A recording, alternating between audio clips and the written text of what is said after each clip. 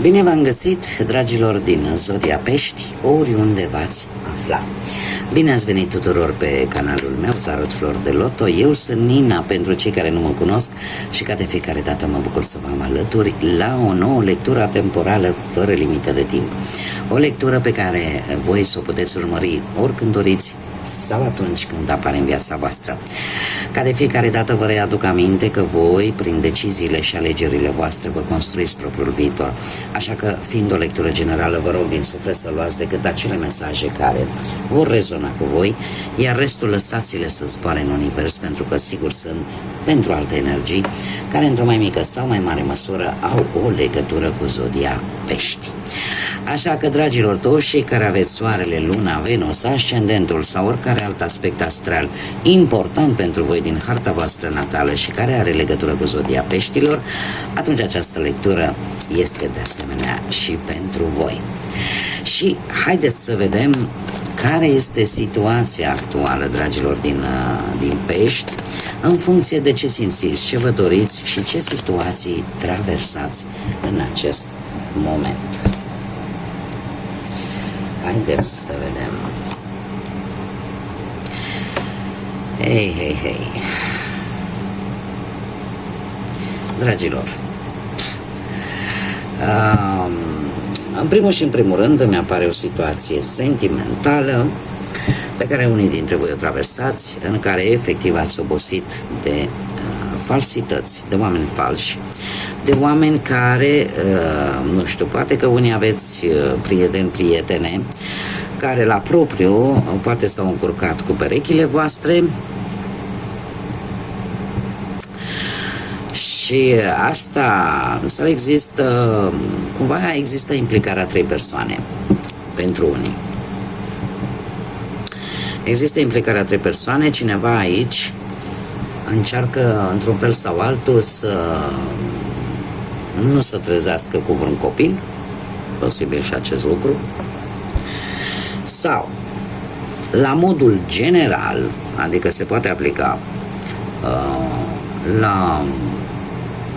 pe toate aspectele vieții, fie ele profesionale sau financiare sau sentimentale, faptul că într-adevăr sunteți obosiți de persoanele false, persoanele care una vorbesc și alta fac, și voi simțiți nevoia să vă protejați de aceste persoane.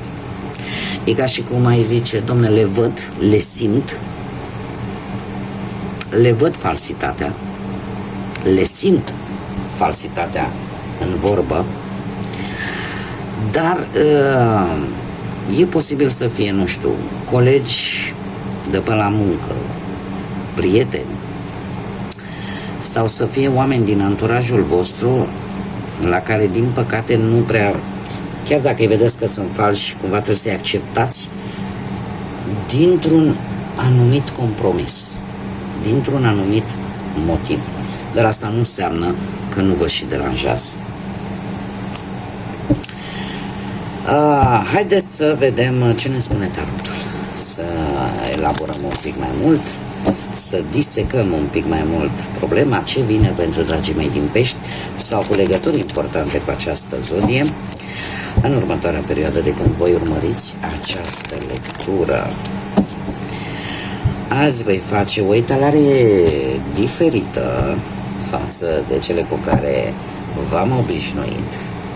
Da. Am aici o energie de pământ, Taur, Fecioară sau Capricorn. La situația actuală, orică există vreo mamă, vreo soacră, vreo soră, cineva din familie, cineva cunoscut, cineva la care voi ați apelat în acest moment, mai ales dacă vorbim de bani. Pentru că știți că are mereu ceva pus deoparte acolo și e posibil ca în acest moment să fie apelat la această energie. Dacă nu, și voi poate aveți ascendentul într-o zodie de pământ, Taur, Fecioară sau Capricorn, în acest moment voi sunteți mult mai independenți, cu o gândire mult mai independentă, sunteți mult mai inflexibili,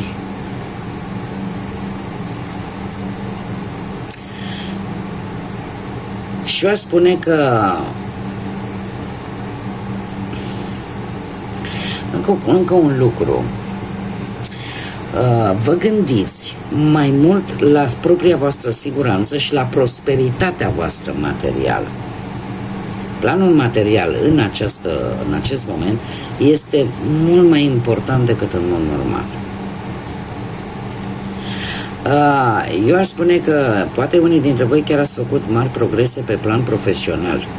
Ori că ați avansat, ori că ați găsit voi un loc de muncă important, ori că a venit cineva în viața voastră un pic mai în vârstă, dar care joacă un rol important pe planul profesional al vieții voastre. Poate că unii dintre voi sunteți, nu știu, într-un moment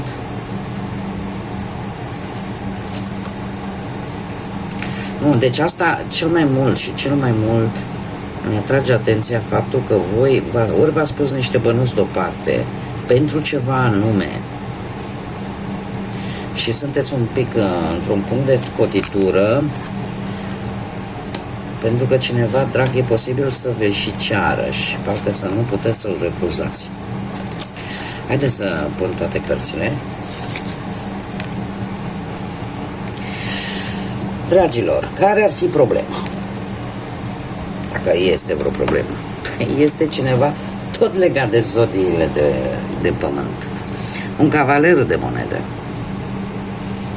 Cred că unica problemă pe care poate voi o percepeți este că ori există cineva dintr-o zodie de pământ, Taur, Fecioară, Capricorn, care se pare că este foarte pregnant în această lectură. Și aici avem un rege, iară de monede, deci iară un paș, avem toată suita regală a monedelor și de asemenea Taur, da, cu marele preot. Deci această lectură în mare parte este vorba de energii de pământ, Taur, Fecioară, Capricorn. Acum, cum am mai spus, care ar fi o problemă? Păi o problemă poate să o reprezinte, comportamentul destul de responsabil al cuiva dintr-o zodie de pământ, care în ideea de a căuta siguranța celor dragi, de a fi, cum să spun eu, de a-și îndeplini anumite responsabilități, da, de a-și ține cumva cuvântul dat, de a onora anumite compromisuri, e posibil să se miște mai încet decât v-ați fi așteptat voi și să trebuiască multă răbdare vis-a-vis de această energie, care poate să fie reprezentat de perechea voastră, de cineva din familie sau de vreun șef sau, nu știu, dacă e vorba de o situație financiară, cum lucrurile se mișcă, dar se vor mișca mai lent, dar bine, nu trebuie să vă preocupați. Da? Cumva merg în direcția bună, dar merg un pic mai încet. Lucrurile se desfășoară un pic mai încet și probabil că asta pentru voi este, într-adevăr, poate să reprezinte o problemă.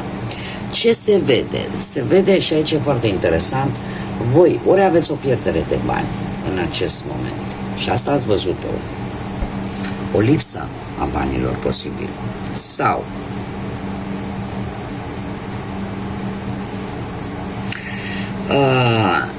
ce ar mai putea fi, ceea ce se vede este că aceste adversități materiale pot veni la pachet cu posibil o pierdere de job, pot veni la pachet cu un sentiment de singurătate. Da? Poate unii dintre voi în acest moment sunteți singuri sau vă simțiți singuri, sau poate că nu câștigați voi suficient în acest moment, sau poate că vă simțiți abandonați de anumite persoane. Da? Asta e ce se vede. Ce nu se vede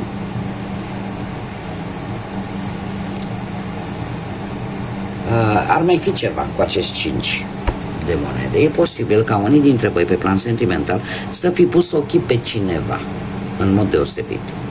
Doar că voi vedeți că respectiva persoană nu vă dă semnale de reciprocitate.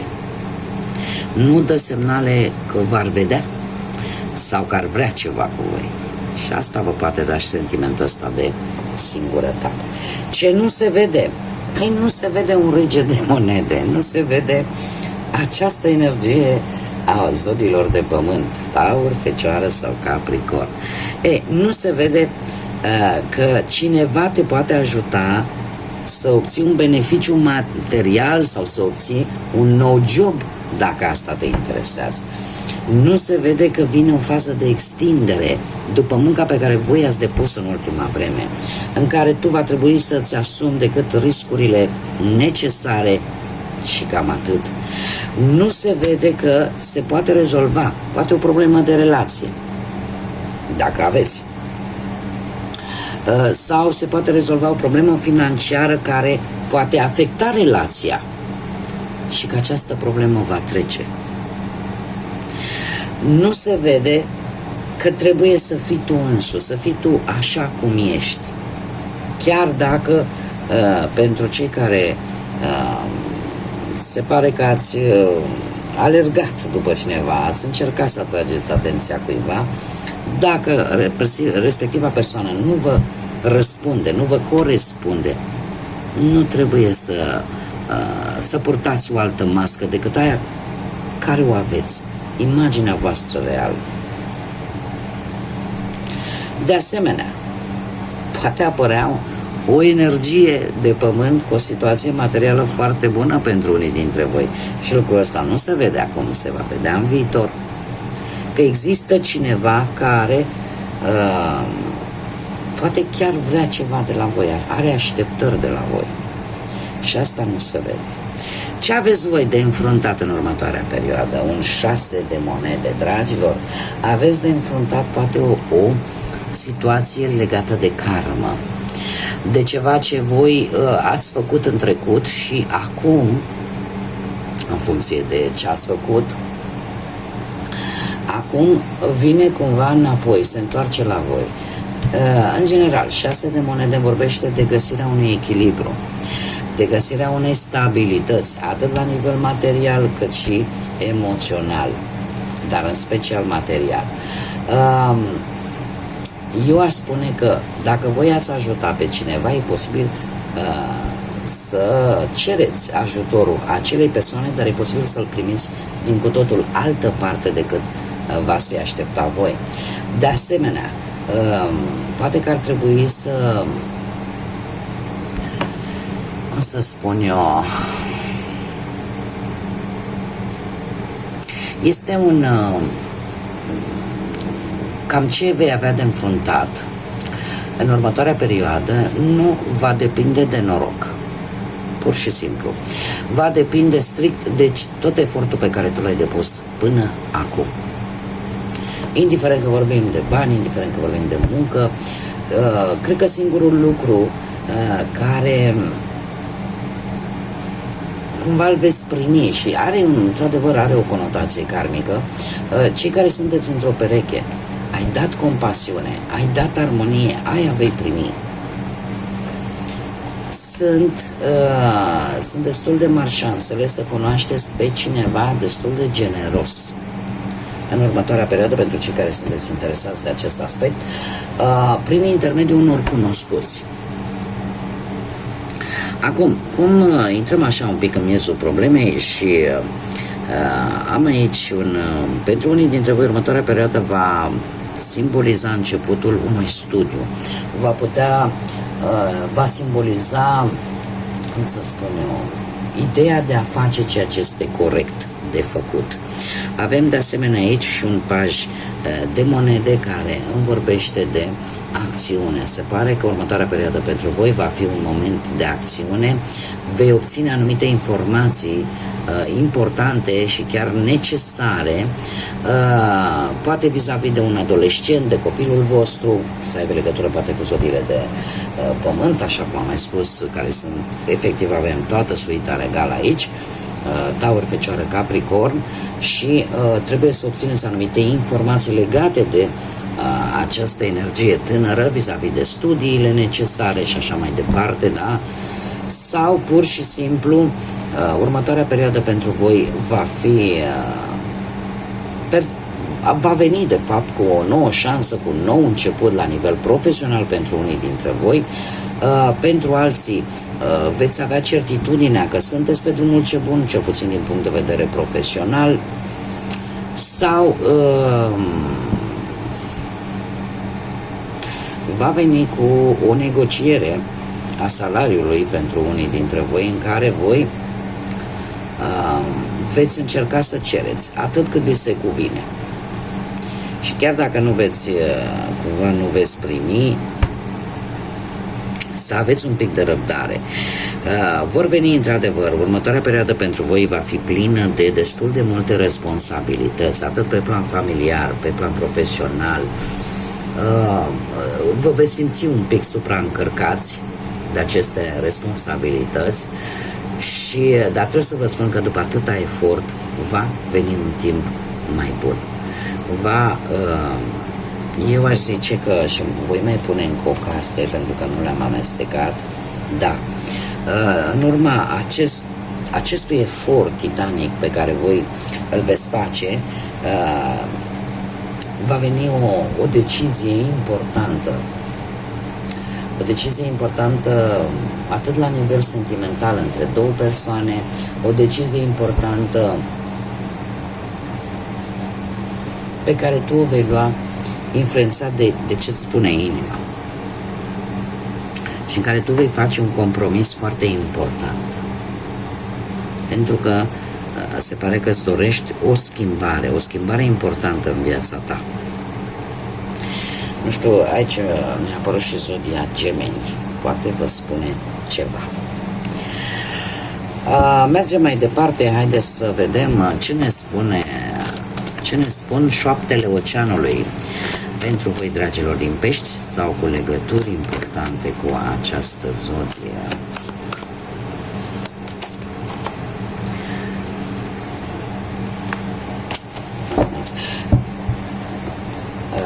Umil și mulțumit, și avem cifra 9. Cifra 9 care îmi vorbește într-adevăr de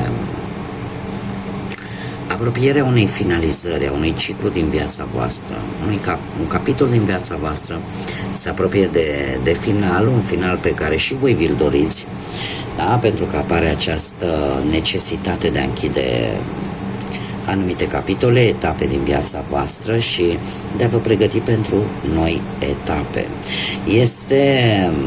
Ne vorbește tare mult de responsabilitate, așa cum bine am văzut, sunteți într-o perioadă în care sunteți capabili să duceți multe în spate, pentru că vreți să finalizați ceva. E ca și cum ai zice, domne, e momentul să recoltez ceea ce s-a semănat. A venit în sfârșit momentul în care lucrurile să se termine într-un anumit fel. Iar mesajul îmi spune că umil, dar cu mulțumire. Așteaptă înainte de a acționa, pentru că este mult mai mult în avantajul tău în acest moment. Cumva, unele lucruri se vor termina de la sine, nu este nevoie să acționezi în mod deliberat, să depui prea mult efort, pentru că unele în mod firesc, natural, se vor termina și nu va fi necesar. Și lucrul ăsta va fi în avantajul tău, așa că e mai bine să ai răbdare, să aștepți în unele situații, pentru că ele se vor rezolva de la sine. Haideți să vedem și ce ne spune regatul sufletului pentru voi, dragilor din pești, și cu legături importante cu această zodie. Un mesaj pentru voi. La fel avem, dragilor, numărul 18 și încă o dată numărul 9, pe care deja nu-l mai repet, da? Deci se repetă, lucruri care se termină și spune așa: pierdut în ruinele trecutului, găsește drumul către el și trăiește. Este un pic o șaradă, da? Dar ea ne spune foarte multe, de fapt despre ce este vorba. E un ceva acolo în interiorul vostru care încă nu este vindecat sau o situație din trecutul vostru pe care nu ați rezolvat-o definitiv. Iar cumva lucrul ăsta vă trage înapoi. Că este în interiorul vostru sufletesc, în mintea voastră, că este în realitate o situație din trecut care vă tot trage înapoi și lucrul ăsta nu e bun pentru voi, este un îndemn ca în această perioadă să încercați să rezolvați respectiva situație, să nu mai o tergiversați atât de mult timp, să nu mai o tot amânați, sau dacă vorbim de partea internă, de partea sufletească, este momentul să vindeci acel lucru pentru a putea să trăiești, pentru a o lua de la început și a te bucura de viață. Pentru că în momentul în care există răni nevindecate, situații nevindecate din trecutul nostru și le tragem după noi ca o căruță încărcată de greutate, asta ne împiedică de multe ori să trăim la propriu și să ne bucurăm de viață. Bun, dragilor, cam atât am avut pentru voi. Vă mulțumesc din suflet pentru prezență. Mulțumesc tuturor celor care de fiecare dată își aduc aportul în dezvoltarea acestui canal prin intermediul like-urilor, comentariilor, distribuirilor. Așa că mii de mulțumiri tuturor și bun venit celor care sunteți recent abonați la acest canal. Bine ați venit în comunitatea noastră a florilor de lotus. Până data viitoare, când ne vom reîntâlni la o nouă lectură, sper eu, la fel de interesantă, eu vă doresc tot binele din lume, multă energie pozitivă, să aveți parte de multă liniște, de mult echilibru, de multă pace în suflete și în gânduri. Până data viitoare, ca de obicei, să fiți iubiți, dragilor!